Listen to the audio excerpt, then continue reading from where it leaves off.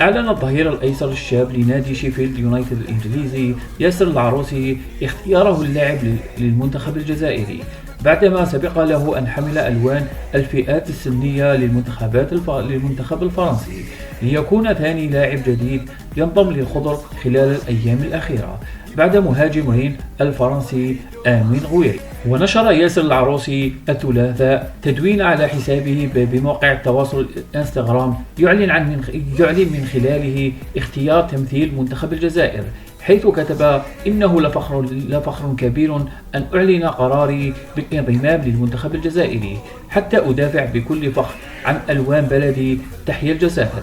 وفي نفس السياق نشرت بعض الصحف الرياضية الجزائرية معلومات تحصلت عليها من مصدر في الجهاز الفني للمنتخب الجزائري تفيد أن اسم ياسر العروسي سيكون حاضرا في القائمة الموسعة للمدرب جمال بالماضي المعنية بخوض مباراتين وديتين ضد الرأس الأخضر ومصر في 12 و 16 من شهر أكتوبر الحالي. ولن تكون مهمة ياسر العروسي سهلة لدخول قائمة منتخب الجزائر النهائية، في ظل امتلاك بالماضي لعديد من الأسماء التي تلعب في مركز المدافع الأيسر، مثل ظهير وولفرهامبتون الإنجليزي رايان آيت نوري، وهو الاسم الأساسي مع الخضر في الوقت الحالي، إلى جانب أحمد توبا لاعب ليتشي الإيطالي، وجوان حجام المحترف في نانت الفرنسي.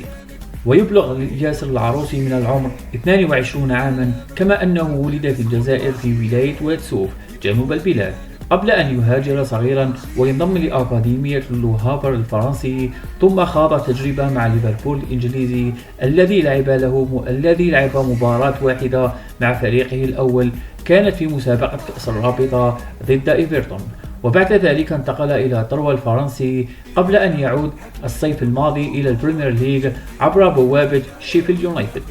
ليكون بدوره اللاعب الثالث في تشكيلة بالماضي الذي ينشط في البريمير ليج رفقة كل من ريان آيت نوري لاعب وولفرهامبتون ومواطنه سعيد بن رحمة لاعب ويست هام.